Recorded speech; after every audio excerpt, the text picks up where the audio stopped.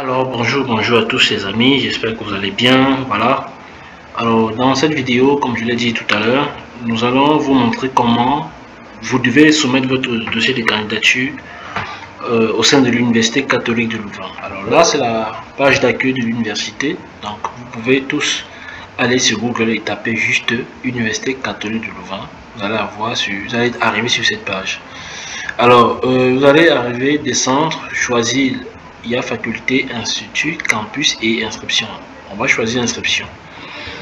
Maintenant, j'aimerais quand même vous préciser que avant de vous intéresser à cette université, ce n'est pas de la curiosité.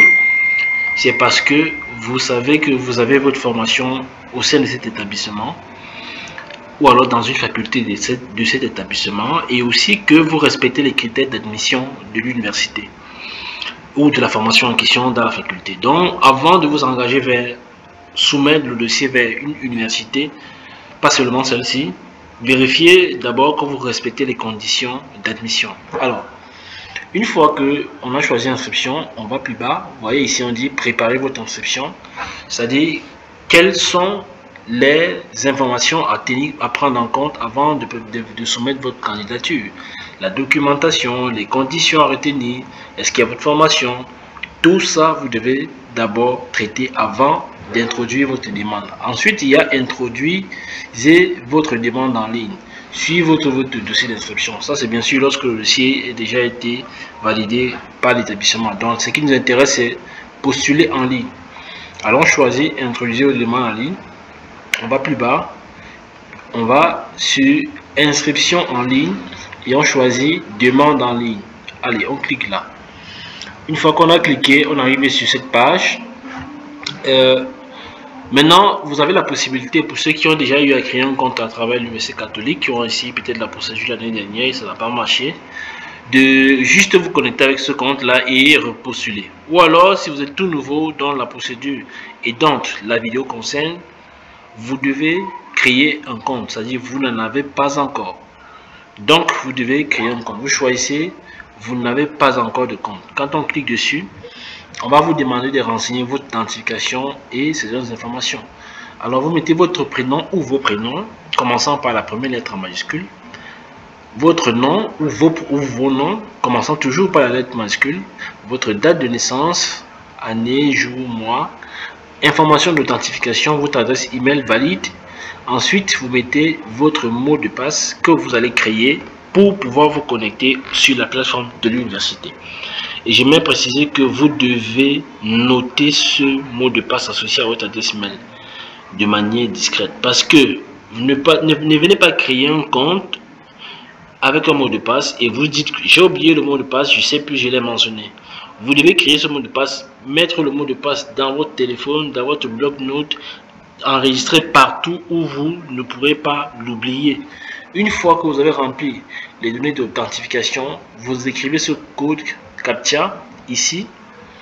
Ensuite, vous validez sur accepter et vous envoyez. Lorsque vous allez envoyer, vous allez recevoir automatiquement un retour de confirmation d'enregistrement. Voilà, par mail. Une fois que vous allez envoyer la confirmation par mail, vous allez cliquer sur un lien dans la boîte mail. Et vous allez arriver sur cette page, ce qui va vous mentionner que vous avez créé, vous avez renvoyé le formulaire, vous avez validé votre adresse mail et vous êtes arrivé ici. La troisième rubrique, elle est validée uniquement si vous êtes connecté à votre compte utilisateur. Donc, une fois que vous allez vous connecter ici, cette partie va cocher vert, comme vous voyez partout, c'est vert. Une fois que vous l'avez fait, on arrive sur cette page. On s'est connecté, nom, adresse mail et mot de passe. Une fois que vous arrivez ici, vous n'allez pas avoir cette option. Vous allez juste avoir créé une nouvelle demande. Alors, lorsque vous créez une nouvelle demande, vous arrivez sur une interface qui est à peu près... Attendez, je vais essayer de me reconnecter.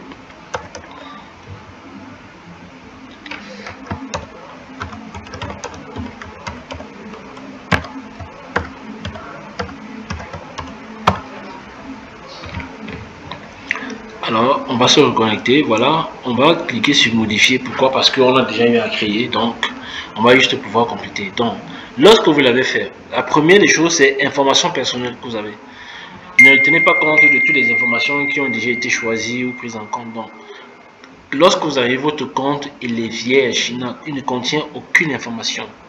Donc vous devez mentionner vos identifications et vos coordonnées qui correspondent à vos données personnelles. Nom, prénom, sexe, genre, état civil, date de naissance, pays de naissance, etc. etc. Donc le chiffre se modifie ici. Vous verrez que c'est voici ce que vous allez avoir. Voici ce que vous allez avoir. Donc vous allez mentionner toutes ces informations. Voilà, on prend ici. On va vous demander une photo avec un fond blanc, photo 4x4, taille de la photo doit avoir 10 mégas, fichier JPEG ou PNG. Alors la langue de contact c'est le français, si tu es francophone, si tu es anglophone c'est anglais, ainsi de suite. Ensuite, vous descendez pièce d'identité.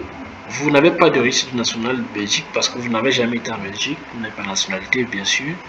Vous devez donc choisir soit votre carte nationale d'identité, soit votre numéro de passeport.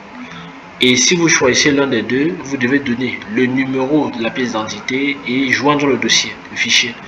Le fichier peut être un fichier Word, comme il peut être un fichier un PDF. Donc PDF c'est le plus adéquat. Et la taille maximum c'était toujours 10 mégas. Donc lorsque vous avez joint, vous allez mentionner maintenant la date de fin de validité de votre document d'identification. Après, vous cliquez si vous êtes un ancien ou une ancienne étudiante de Louvain. Donc, je sais que parfois, bon, pour certaines personnes qui sont déjà à Louvain, ça peut aider. Mais si tu es nouveau, et je pense que cette vidéo concerne uniquement les nouveaux, alors tu choisis non. Et ensuite, tu enregistres avant de continuer. Une fois que tu as enregistré et continué, tu viens sur coordonnées. À coordonnées, tu vas mentionner ton adresse, rue, numéro de la rue, la boîte s'il y en a, le pays, le code postal, la ville. Ok. Ensuite, vous allez mettre votre contact, votre numéro et adresse mail. Maintenant, on dit ici, je souhaite recevoir mon courrier à une autre adresse que mon domicile légal.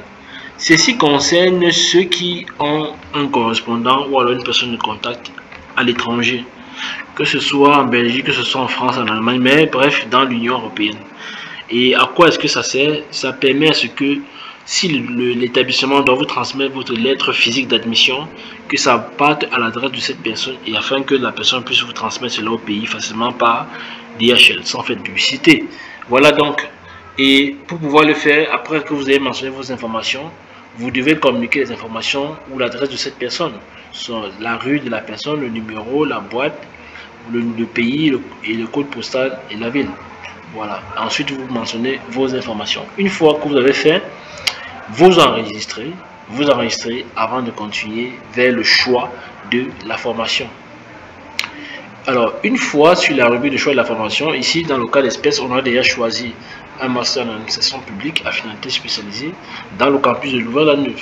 Donc, ici, vous venez ici choisir le type, c'est un bachelier ou un master ou alors un master de spécialisation, une agrégation ou un KPS ou alors un certificat et attestation. Ensuite, vous choisissez le campus, si c'est Louvain-la-Neuve, Bruxelles, Woluwe ou alors Bruxelles-Saint-Louis, Mons ou Bruxelles-Saint-Gilles.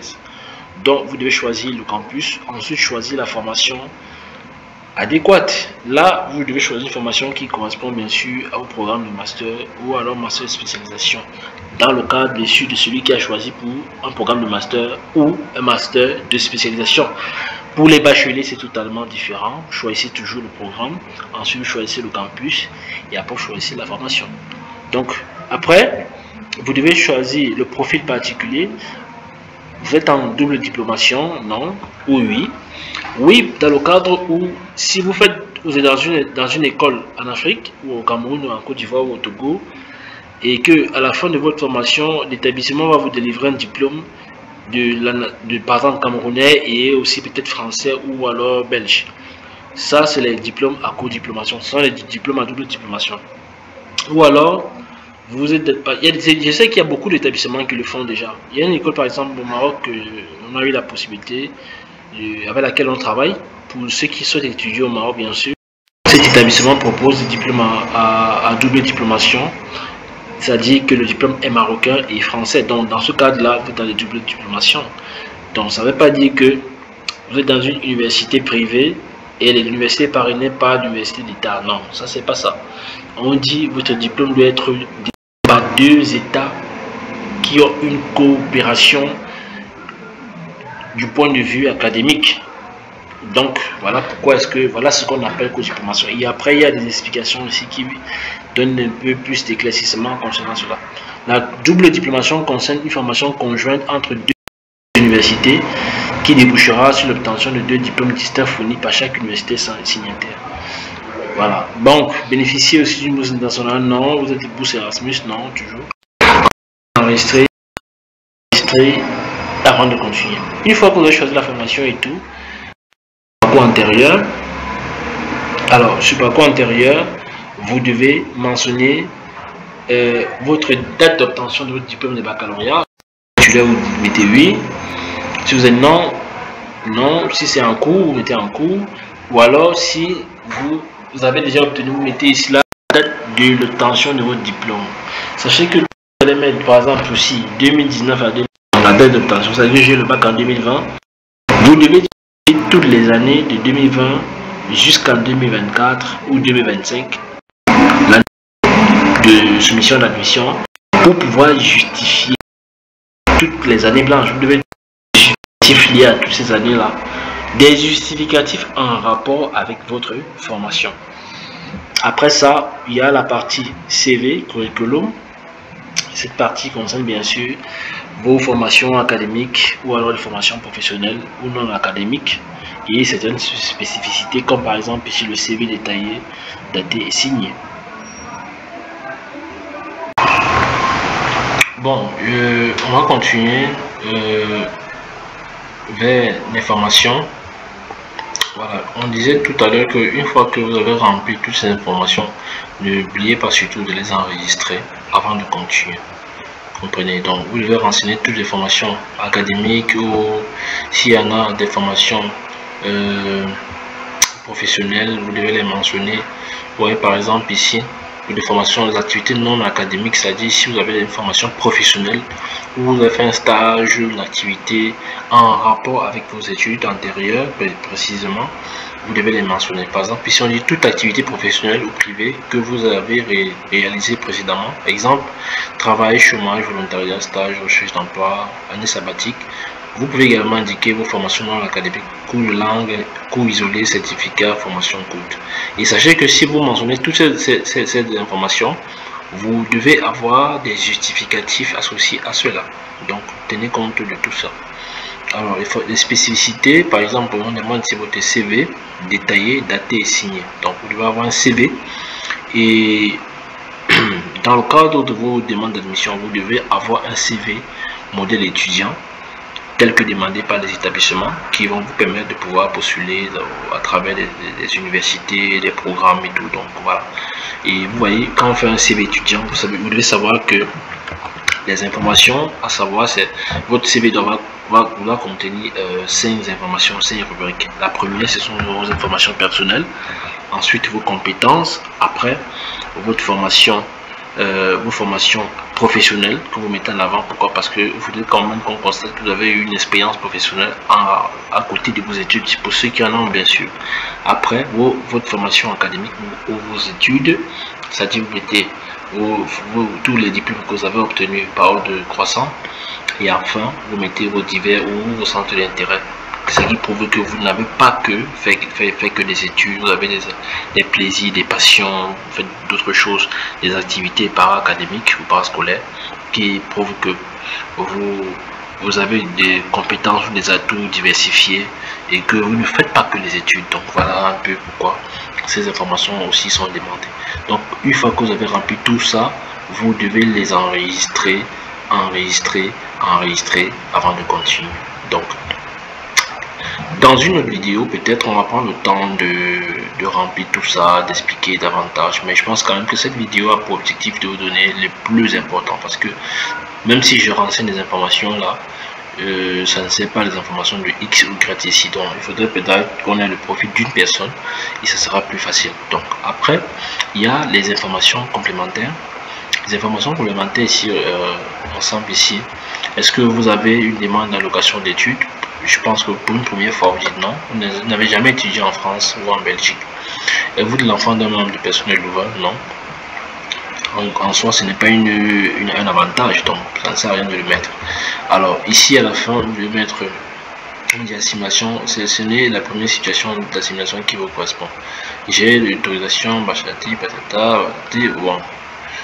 Je pense qu'on n'a aucune de ces positions qui me correspond parce que vraiment, vous ne bénéficiez pas d'une bourse, vous n'êtes pas résident de longue durée de l'Union européenne, votre père ou votre mère n'est pas des nationalités de ce pays, vous n'êtes pas pris en charge par le CEPAS, vous n'avez pas d'autorisation de séjour depuis 3 mois, vous n'êtes pas réfugié, donc aucune de ces situations ne vous intéresse. Affiliation, désirez-vous l'affiliation aux activités sportives, c'est très important, voilà, même si ça prend de l'argent, c'est très important. C'est pour ça que dans les CV on mentionne aussi des formations diverses ou des activités diverses. Désirez-vous être étudiant solidaire? Donc là aussi on va mettre lui. Vous recevrez une newsletter mensuelle comprenant les avantages des activités liées à ce programme, donc c'est très important. Alors un compte bancaire, vous voulez renseigner un numéro de compte bancaire que nous puissions procéder à un éventuel remboursement dans le cadre par exemple d'un surplus ou d'une erreur financière ou d'une opération bancaire. Vous pouvez mentionner ça si vous en avez, hein, mais je pense que vous devez en avoir. Et si vous n'en avez pas de manière personnelle, vous pouvez mentionner ici pour votre personne de contact ou alors votre correspondant. Donc si je mets par exemple ici oui, vous voyez qu'on va me demander l'IBAN, le prénom du titulaire du compte et le nom de ce titulaire là. Alors si vous n'en avez pas, vous mettez non simplement et vous enregistrez avant de continuer. Une fois que vous avez rempli toutes ces informations concernant la première partie comptabilité liée aux informations complémentaires, vous allez maintenant au niveau des spécificités. Les spécificités, c'est la deuxième rubrique des informations complémentaires. Ici, vous devez mettre votre lettre de motivation. Votre lettre de motivation, vous devez mettre, vous avez la possibilité d'ajouter tout document que vous jugez pertinent pour votre dossier justificatif, preuve du niveau de langue, etc. Si par exemple on vous demande un test niveau d'anglais ou de français, ça c'est important de le joindre ici. Ensuite, vous enregistrez avant de continuer. Vous voyez que ça c'est toute la partie des rubriques des informations complémentaires. Une fois que c'est fait, vous enregistrez, continuez pour arriver à la dernière étape, la finalisation. La finalisation vous permet d'avoir un résumé de votre profil complet étudiant que vous avez rempli sur la plateforme. Là, vous voyez que s'il y a des informations qui n'ont pas été remplies, elles vont être signalées. Vous voyez par exemple ici on a mentionné beaucoup d'informations là qui doivent être remplies. Donc c'est fait exprès, hein, c'est juste ce qu'on n'a pas mentionné là. Donc quand tout ceci sera fait, on devra absolument vérifier que tout soit ok. Et une fois que ceci est fait, vous allez arriver, quand ceci va être fait, vous allez vérifier, choisir notre formation, vous pouvez changer notre formation. Quand tout ça est rempli, corrigé, tout est bon, vous allez avoir une option de soumettre mon dossier. Et lorsque vous allez soumettre le dossier, vous allez arriver à la partie de paiement des frais de demande d'admission de 200 €. La partie là, vous payez en ligne avec une carte Visa, Mastercard ou bien le moyen de paiement en ligne. Une fois que c'est fait en ligne, le paiement, donc ça ne sert à rien d'aller payer dans une banque et venir dire que vous allez mettre la preuve de paiement. Non, ça se paie directement à travers une carte Visa ou bien une Mastercard ou alors une autre. Dès que c'est fait, vous allez cliquer sur confirmation et soumission du dossier final. Et après, vous êtes en attente juste de votre admission. Mais je vous conseille que je vais vous donner, c'est que avant de venir ici pour vous rassurer que votre dossier il est propre, il est tout, parce que ça c'est un dossier brouillon et on va prendre la possibilité de changer tout ça et de modifier dans le cadre de notre travail. Mais avant de vous engager, rassurez-vous que vous ne partez pas perdre 200 € parce que vous voulez tenter la chance. Il n'y a pas de chance à tenter ici. Postulez parce que votre programme est dans cette université. Postulez parce que vous respectez les critères d'admission. Et postulez aussi parce que vous avez la capacité financière de pouvoir payer les frais de demande d'admission dans une ou deux, trois, quatre universités. Donc voilà, c'était un peu tout. J'espère qu'à la fin de cette vidéo, vous pourriez vous aussi avoir la possibilité, l'opportunité de pouvoir étudier à l'Université catholique de Louvain, qui reste pour moi l'une des meilleures universités qui accepte la majeure partie d'étudiants étrangers, puisque c'est la cible principale. Donc je vous dis merci d'avoir regardé attentivement la vidéo. Je vous dis merci et rendez-vous dans une prochaine vidéo. N'oubliez pas de vous abonner, de partager, de commenter vos difficultés suite à cette vidéo. Si vous avez des questions, n'hésitez pas. Vous pouvez même bénéficier du programme. Vous pouvez souscrire à ce programme de formation vidéo qui coûte 150 € et qui permet à chacun de vous de pouvoir remplir ces informations, de postuler, de comment faire un dossier de l'aide, comment faire un CV étudiant, comment faire une lettre de motivation. Toutes ces informations sont mentionnées dans ce programme. Vous avez la possibilité d'avoir ce suivi là à tout temps, que ce soit sur un téléphone mobile ou alors sur un ordinateur, et quand vous souhaitez. Oui, voilà. Donc n'hésitez pas vraiment. Tout le service est là pour tous les services sont mis en place pour que vous puissiez avoir le meilleur profil et que vous ayez la chance de pouvoir aussi étudier en Belgique pour le compte de l'année 2025. Alors je vous dis merci et rendez-vous dans une prochaine vidéo.